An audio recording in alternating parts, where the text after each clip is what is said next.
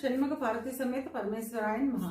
Ramadevi astro and వాస్తు ఛానల్ని వీక్షిస్తున్న ప్రేక్షకులకు స్వాగతం. విశ్వావసునామ సంవత్సర శుభాకాంక్షలతో సింహరాశి వారికి ఈ సంవత్సర ఫలితాలు ఎలా ఉన్నాయో, చిన్న చిన్న పరిహారాలు ఏం చేసుకోవాలో చూద్దాం.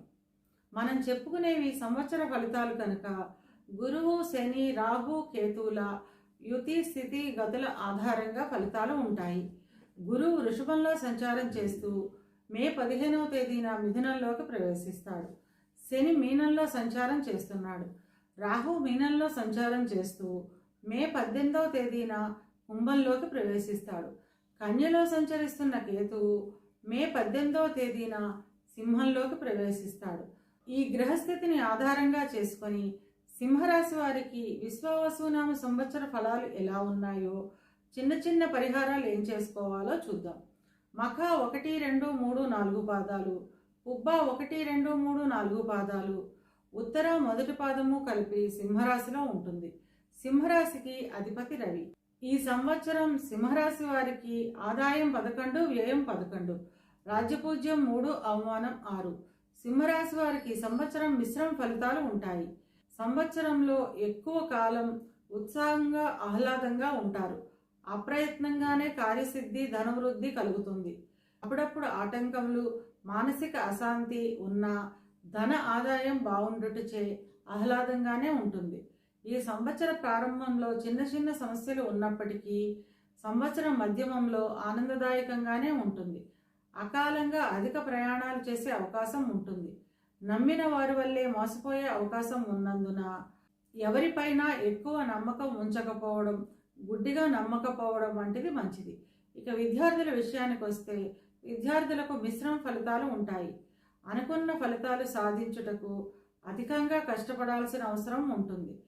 కొత్త కొత్త కోర్సుల్లో చేరటానికి అధికమైన ధన వ్యయం చేస్తారు. ఉద్యోగ ప్రయత్నం చేసేవారికి మిశ్రమ కాలంగా చెప్పుకోవచ్చును. ఉద్యోగ ప్రయత్నాలు ఫలిస్తాయి, కానీ ఎదురు చూసిన దానికంటే కొంచెం చిన్న ఉద్యోగాలు లభించే అవకాశం ఉంటుంది. ఉద్యోగం చేస్తున్న వారికి ధనాభివృద్ధి అధికంగా ఉంటుంది.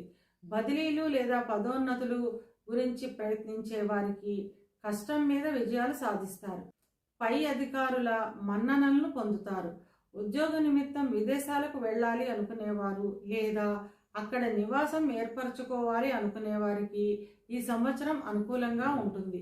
వివాహ ప్రయత్నం చేసేవారికి మే నెల తర్వాత వివాహం కుదిరే అవకాశం ఉంటుంది. వివాహం అయిన వారు జీవిత భాగస్వామితో కలిసి ఆనందంగా ఆహ్లాదంగా గడుపుతారు. మీ జీవిత భాగస్వామికి ఎప్పటి నుంచో ఉన్న చిక్కులు, చికాకులు, సమస్యలు తగ్గుముఖం పడతాయి. సంతానానికి సంబంధించిన ఉన్నతి ఉంటుంది. సంతానానికి ఉద్యోగం దొరకడం లేదా వివాహం జరగడం వంటి శుభాలు ఉంటాయి. ధార్మిక కార్యక్రమాల్లో ఎక్కువ సమయాన్ని గడుపుతారు. చిన్న చిన్న అనారోగ్య సమస్యలు ఉంటాయి. మే నెల తర్వాత నిరాసక్తత, వైరాగ్యము అధికంగా ఉంటుంది. ఇవి కేవలం గోచార ఫలితాలు మాత్రమే. గోచార ఫలితాలు పూర్తిగా జన్మజాతక చక్రంపై ఆధారపడి పనిచేస్తాయి కనుక తమ జన్మజాతక చక్రాన్ని విశ్లేషణ చేయించుకోవాలి అనుకునేవారు కింది నెంబర్కి వాట్సాప్ చేసి కన్సల్టేషన్ తీసుకోండి. సింహరాశి వారి అనుకూలతను పెంచుకోవడానికి, ప్రతికూలతను తగ్గించుకోవడానికి నరసింహస్వామి దేవాలయాన్ని సందర్శించడం ద్వారా అంతా మంచే జరుగుతుంది.